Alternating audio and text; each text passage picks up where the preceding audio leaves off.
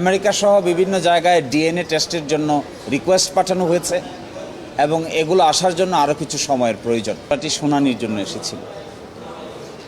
এই শুনানির এক পর্যায়ে রাষ্ট্রপক্ষ কী পরিমাণ তদন্ত করা হয়েছে, কি প্রগ্রেস আছে, এই মর্মে একটি আংশিক রিপোর্ট আমাদেরকে দেখিয়েছেন। কিন্তু যেহেতু আইনি বাধ্যবাধকতা আছে, তদন্ত চলমান, সেই জন্য সেই রিপোর্টের কপিটি আপাতত আমরা আইনিভাবে পাইনি। আদালতেও জমা না দিয়ে আদালতের সামনে উপস্থাপন করেছেন। তিনি আদালতকেও এটি আশ্বস্ত করেছেন যে তদন্ত চলছে, তদন্তের প্রগ্রেস আছে, বেশ কিছু কাজ করা হয়েছে। আমেরিকা সহ বিভিন্ন জায়গায় ডিএনএ টেস্টের জন্য রিকোয়েস্ট পাঠানো হয়েছে এবং এগুলো আসার জন্য আরও কিছু সময়ের প্রয়োজন। তদন্তকারী কর্মকর্তা যিনি ছিলেন তিনিও আদালতে উপস্থিত ছিলেন। এই প্রেক্ষিতে রাষ্ট্রপক্ষ 9 মাস সময় চেয়েছিল, আমরা 3 মাস সময়ের কথা বলেছিলাম। অবশেষে আদালত বিচার বিবেচনা করে 6 মাস সময় মঞ্জুর করেছেন এবং পরবর্তীতে 22 অক্টোবর 2025-এ পরবর্তী আদেশের জন্য আদালতে আসবে। আমরা আশা করব এই সময়ের মধ্যে কিংবা তার আগেই যদি তদন্ত কমপ্লিট হয়ে যায়, তাহলে তদন্তকারী কর্মকর্তাগণ আদালতে তার তদন্ত রিপোর্ট দায়ের করবেন। এই মামলা নিয়ে অনেক রকম নানা রকম মুখরোচক গল্প আছে, অনেকেই বলে সেক্ষেত্রে এবারও সময়টা পেছালো। উইদাউট এনি ফেলোরে 6 মাসের মধ্যে রিপোর্ট দিতে বলেছিলেন বিচারপতি ফারাহ বাবু, এবং আপনি চলে গেছেন। তাহলে উইদাউট এনি ফেলোরে যে অর্ডারটুকু, এই প্রশ্নটুকু মানা হলো না। আপনি সঠিক বলেছেন, এই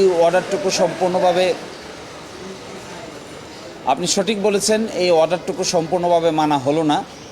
কিন্তু তারা যে কাজ করছেন, টাস্ক ফোর্স বিভিন্ন সময়ে আমাদের সঙ্গেও যোগাযোগ করেছেন।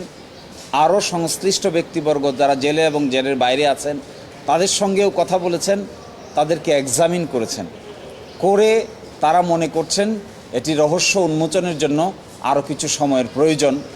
রাষ্ট্রপক্ষ থেকে যেটা বলা হয়েছে যে উই আর ভেরি সিনসিয়ার, আমরা হার্ডলি ওয়ার্ক করছি, আমরা বসে নাই, ডে অ্যান্ড নাইট কাজ করছি।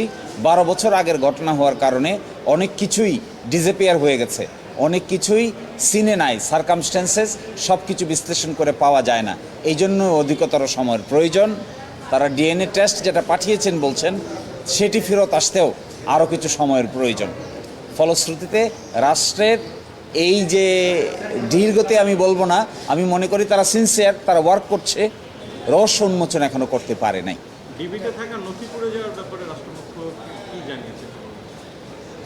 রাষ্ট্রপক্ষ একটু বলার চেষ্টা করেছেন যে অনেক কিছুই ডিসঅ্যাপিয়ার হয়ে গেছে, অনেক কিছুই অনেক দিনের আগের নথি, অনেক কিছুই খুঁজে পাওয়া যায়নি।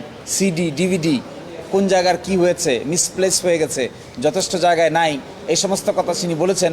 কারণ আদালত প্রশ্ন করেছিলেন এত সময় কেন দরকার হবে। 9 মাস যেহেতু তারা সময় চেয়েছেন, সেই জন্য তার জাস্টিফিকেশন করতে গিয়ে কিছু কথা বলেছেন যে এভিডেন্সগুলো অনেক কিছু ডিসঅ্যাপিয়ার হয়ে গেছে। তো এগুলো সব আসলে যেহেতু তদন্ত চলমান, কিছুটা সংবেদনশীলতা আছে, সব চাইলেও আমরা ডিসক্লোজ করতে পারিনি। আমি প্রগ্রেস রিপোর্ট দেখেছি, তিনি প্রগ্রেস রিপোর্ট নিয়ে এসেছেন, আদালতের সামনে আমাকে দেখিয়েছেন, আমার সেটা প্রাথমিকভাবে দেখার সুযোগ হয়েছে। আমার মনে হয় তারা সিনসিয়ার ওয়ার্ক করছে, আর একটু সময় দিলে অসুবিধার কোনো কারণ থাকবে না। প্রগ্রেস রিপোর্টও একটি সংবেদনশীল ব্যাপার।